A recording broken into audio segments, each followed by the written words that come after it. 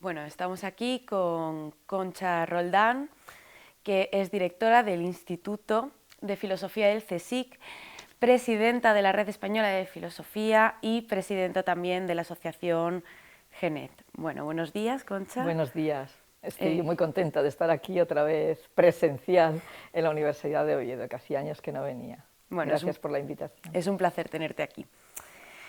Bueno, quería empezar por preguntarle si ahora mismo podríamos decir que la filosofía es muy plural, ¿no? Con toda la democratización del pensamiento, estamos ya lejos de los años de los sistemas de Kant o los sistemas de Descartes. Hay demasiados marcos teóricos, lo cual no es ni bueno ni malo, simplemente una consecuencia de nuestro tiempo. Y bueno, ahora mismo creo que el feminismo es un punto muy importante de la filosofía. Pero en cuanto a la ontología corporal, por ejemplo, de autoras como Carol Gilligan o Judith Butler y su reivindicación de los cuidados, de los afectos, ¿qué opina usted acerca de esta nueva ontología que se nos puede presentar actualmente? Muy bien, pues empiezo con el tema de la pluralidad, que es lo primero, que yo creo que tiene que ver con la especialización a la que nos llevaron, pues, Bolonia, por ejemplo, y que hacía hincapié, ¿no? Justamente en ese reduccionismo, reducir las distintas disciplinas. Yo creo que ahora vivimos un buen momento filosófico en el sentido de la interdisciplinaridad o multidisciplinaridad, que a mí me gusta mucho hablar de ello, y creo que es muy importante, cuando hablamos de pluralidad, hablar también de complejidad. O sea, lo que tenemos, yo creo que tener un poquito, por lo menos, de alarma o de alerta, cuando hablamos solo de pluralidad, la pluralidad no es un valor en sí mismo, hay que unirlo a otros valores filosóficos, y por centrarlo en el tema del feminismo, yo creo que ya fue hace muchos años, yo creo que fue en los años 90, cuando Kimlicka, en su libro de filosofía política, incluyó el feminismo como uno de los movimientos que mejor ayudaban al desarrollo de la filosofía y sobre todo de la filosofía en su vertiente ética y política. Y yo, bueno, eso creo que fue uno de los primeros varones, además, que se atrevió a decirlo, y creo que el feminismo estaría ahí como teoría filosófica, porque claro, también podemos hablar del feminismo como activismo. Yo destapo un poquito mis cartas, yo soy activista filosófica, luego vamos a tener una mesa detrás de esta entrevista donde se ve un poco esto, ¿no? Sí. O sea, yo creo que cuando uno cree en una determinada filosofía, que también abogue por esa complejidad, que no es porque queramos complejizar la filosofía, sino porque intenta la filosofía siempre plantearse o responder a los problemas que la propia realidad nos plantea. O sea, la filosofía, si lo que debe, yo creo, es, si eso es lo bueno que ha hecho, estar abandonando esa torre, digamos, de marfil y volver a lo que fue en sus orígenes, porque en los orígenes de la modernidad los problemas que preocupaban, y también, bueno, en el mundo griego, los problemas que preocupaban a la filosofía eran los problemas de la vida, de la realidad, etc. Sí. Y acerca bueno, pues de, por ejemplo, la ética del cuidado de Carol Gilligan, estas nuevas teóricas feministas como también Judith Butler, sobre todo de Judith Butler en cuanto a los estudios de género, el movimiento queer, el movimiento trans, ¿cómo cree usted que casa todo esto con los estudios feministas? Sí, bueno, Gilligan ya es muy antigua, ya bueno, es de mi generación. Fue una revolución en aquel momento inicial que además nos llevó a un impasse de discutir dentro del feminismo lo que llamábamos feminismo de la igualdad y feminismo de la diferencia. Digo llamábamos porque eso, después de varios años de hablar entre nosotras, al final acordamos lo que era, digamos, lo fundamental y en lo que, digamos, coincide el feminismo. A mí me gusta mucho hablar de feminismos en plural, por una parte, pero de feminismo en singular también. No sé si conocéis un número de Isegoría que edité justo con Marta González García, que es profesora en esta casa, donde hablábamos eso de las nuevas perspectivas también feministas. Perspectivas es otra palabra que es muy importante. Entonces yo creo que Gilligan lo que puso sobre la mesa fue, por una parte, la idea del cuidado, pero a mí lo que no me gustaba, digamos, de su planteamiento era la deriva que llevaba a una diferencia malentendida, es decir, que los cuidados al final seguían revirtiendo en las mujeres como algo ontológico o algo que por naturaleza nosotras podemos hacer mejor que los varones. Yo en eso no estoy nada de acuerdo, yo soy en ese sentido más de la igualdad en ese sentido, ¿no? La igualdad de oportunidades y la igualdad en el reparto de los cuidados. Ahora hay un libro que a mí me gusta mucho, de Victoria Camps, que habla de los cuidados también, los cuidados en la sociedad. Es decir, los cuidados no solo son los que están en nuestro pequeño mundo privado, o nuestra familia, o el núcleo, digamos, más próximo, sino que hay que pensar también en cómo se retoman los cuidados en la sociedad, ¿no? Y con respecto al tema que me decías de Butler, a ver, con la ontología, si hablamos de ello, hay que precisar mucho, claro, porque cuando se habla de ontología o de metafísica estás hablando de lo esencial, abstraemos de ello, etcétera, ¿no?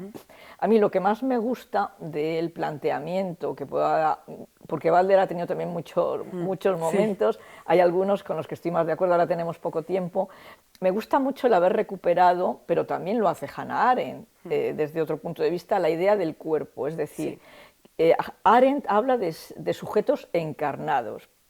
Entonces me gusta, más que hablar de ontología, quizá hablar de la corporeidad.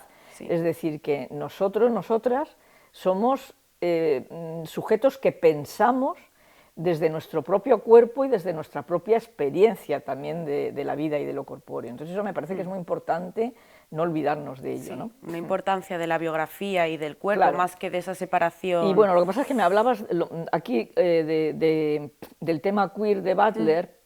Bueno, me parece que está muy bien desde un punto de vista filosófico hablar de ello.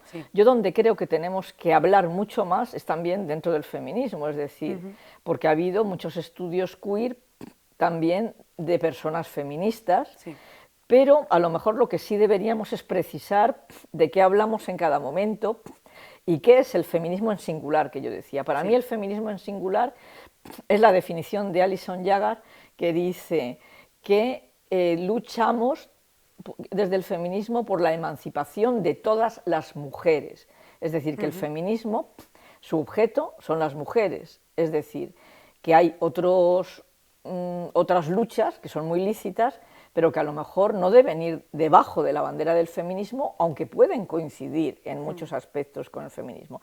Me refiero al tema ahora que estamos debatiendo, y no quiero irme por las ramas sino abordarlo, del tema trans, que yo, sin tener las cosas todas absolutamente claras, porque eso está muy bien, que todo el mundo estamos pensando, creo, con honestidad, sobre el tema, creo que para mí, filosóficamente, es un término muy mal escogido.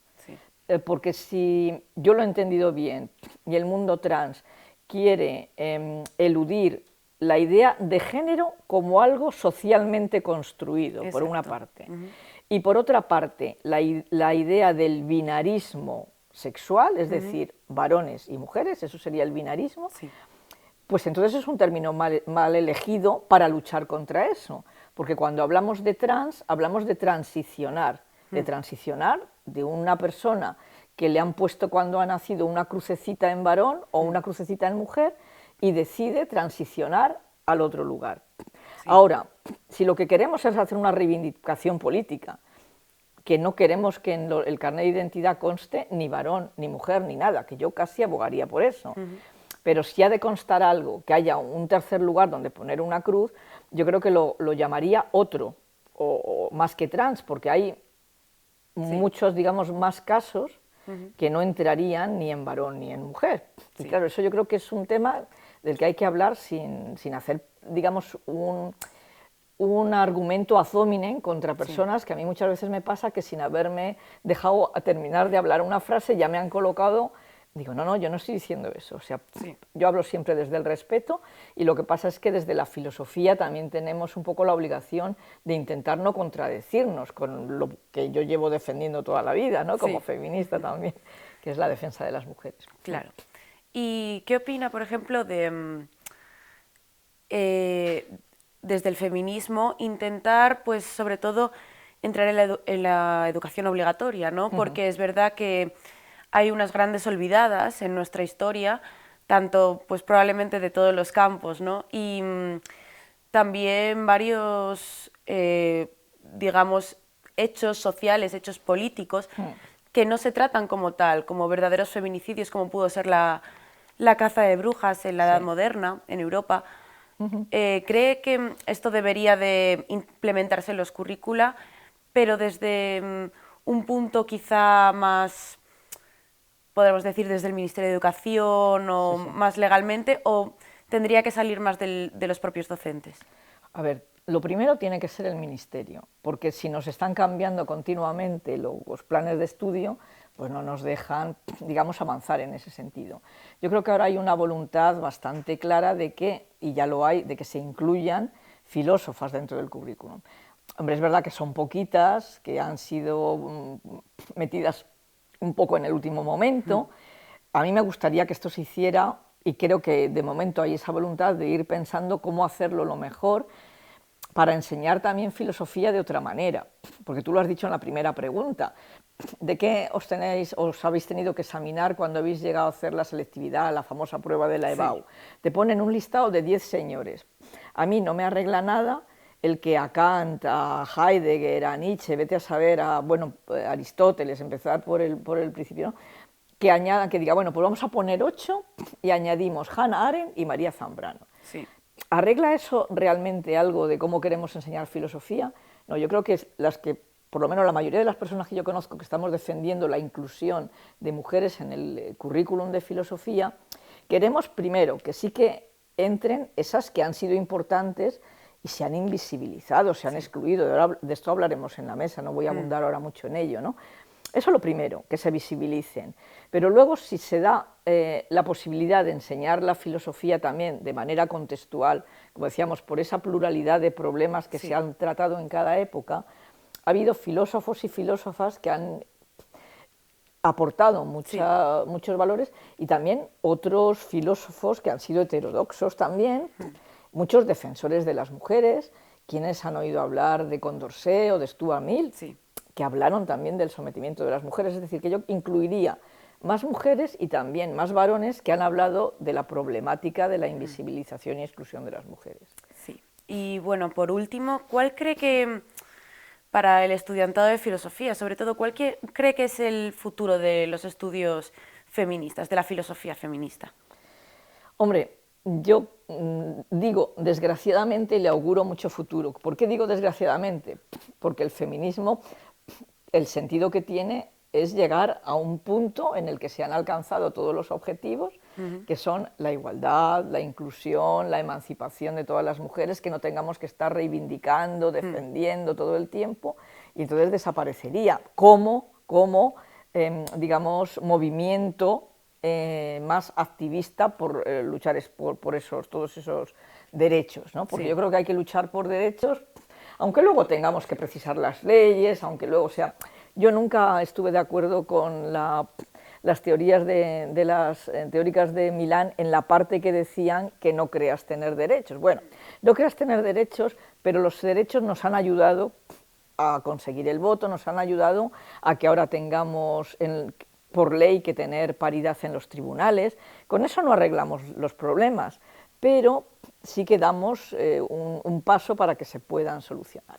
Pero por lo que me decías, yo creo que los estudios feministas, que ahí es donde deberíamos, yo siempre digo, bueno, feministas y de género, y hay que precisar qué entendemos entonces por género, sí que existirán o deberían existir en el futuro también para ver qué es lo que hemos hecho y no olvidar, porque el problema, lo que yo veo es que las luchas feministas, mirad lo que pasó en el 2018, que estábamos en la picota, y entonces no me voy sin lanzaros mi metáfora de Alien, del patriarcado, que es Alien el octavo pasajero, que cuando ya te crees que has conseguido tus objetivos, el patriarcado siempre está alerta y además es que se va a servir de muchos grupos feministas. O sea, lo que tenemos es que estar alerta y darnos cuenta de que nos están utilizando para fines, porque lo que es sospechoso es que coincida un fin feminista con un fin de extrema derecha radical. Eso es para mí ya sospechoso, hay que analizar por qué, ¿no? Pero Alien que es el patriarcado, en cuanto pues nos creemos que la actriz de esta Sigourney Weaver ya lo ha erradicado, y resulta que no, que se cuela y va por las rejillas que pueda. Si lo habéis visto esta película, viscoso, se cuela por las rejillas, y lo peor es que entra dentro de los propios seres humanos y termina saliendo de tu propio cuerpo, de esa corporeidad que hablábamos en la otra pregunta. Entonces nos coloniza y muchas veces no nos damos cuenta. O sea, yo que llevo siendo feminista y luchando por eso mucho más de 40 años, muchas veces me doy cuenta, me pillo en renuncios y digo, pero bueno, esto es lo que me han enseñado. O sea, nos han enseñado ese humus que está debajo de las sociedades, que nos preguntamos, pero ¿por qué hay violencia de género? ¿Por qué pasa? Pues todo eso pasa porque se ha introyectado hasta nosotras mismas la idea de inferioridad. Esta idea del síndrome de la impostora, que tú misma dices, ¿estaré yo aquí por mis propios méritos? Pues eso es porque te lo han enseñado. Entonces todas esas cosas es las que hay que yo creo que poner sobre la mesa, y yo creo que sí, que vamos a tener feminismo como lucha durante muchísimos años, y luego espero que quede también como estudio histórico, porque hay también otras especialidades que estudiamos, aunque no existen. Muy bien, pues muchísimas gracias por las preguntas.